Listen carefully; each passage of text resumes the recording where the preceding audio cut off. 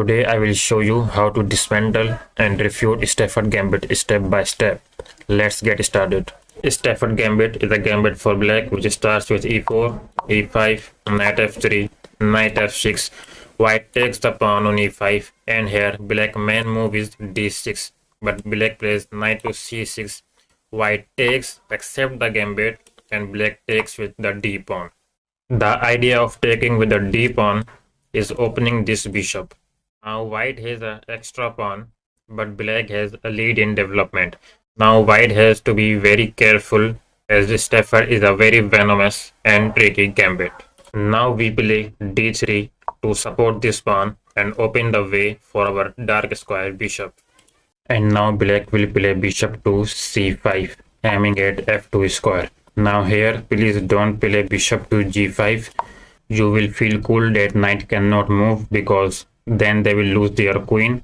But they can actually take the pawn on e4, and if you take their queen, then it's checkmate in 2 moves. If you take the knight, then black can take the pawn on f2 with check.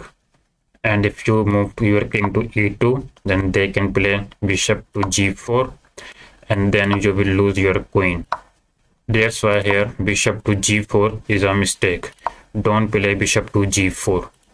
Now the move you should play in this position is bishop to e2. The reason is very simple. You are developing your light square bishop, and also you are dealing with the future threat of this knight coming on g4 backed by this bishop.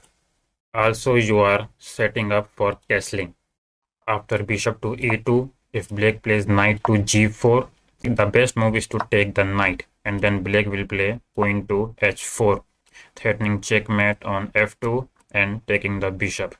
Now white has to play queen to f3 to guard the f2 pawn. If black takes our bishop with their queen, then just take their queen. Now white has an extra pawn. If they take our bishop with their light square bishop, then play queen to g3 and try to trade the queens. Black will not trade the queens because they are a pawn down. Now here play h3 to kick this bishop out. They go to e6 and then we take the pawn on g7.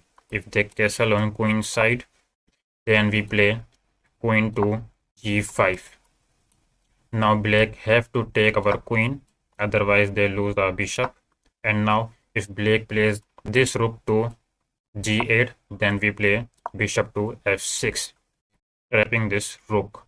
Here if black plays pawn to h5, then you play c3.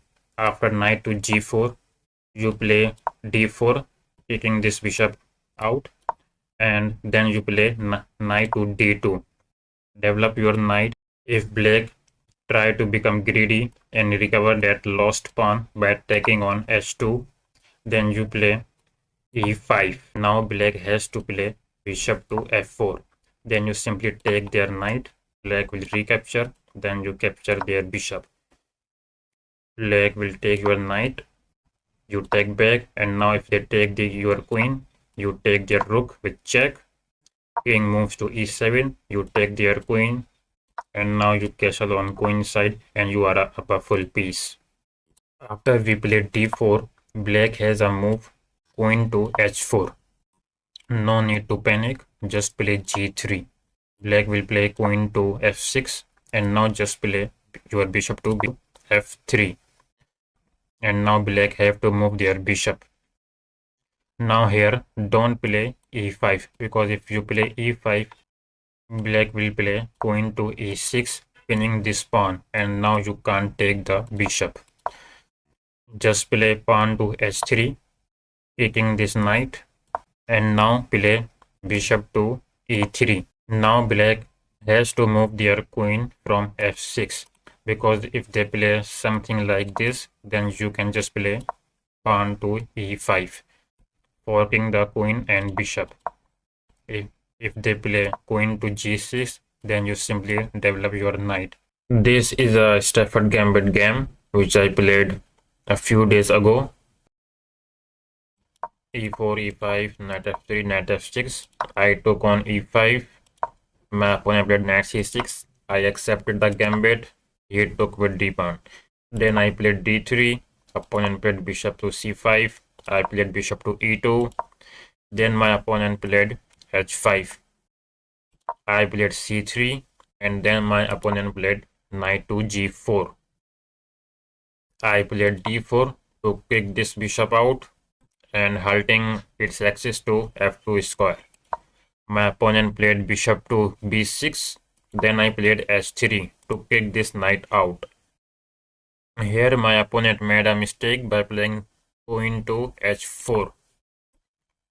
I played g3, kicking this queen and hitting this with h pawn. My opponent took on f2 to attack my queen and rook. I took the knight and then my opponent gave a check on f6. I covered with bishop and then my opponent played bishop to d7. I played e5 and my opponent thought that this pawn is pinned by this bishop, so it took on e5 and then I played rook to e1, pinning this queen, and then my opponent took the rook.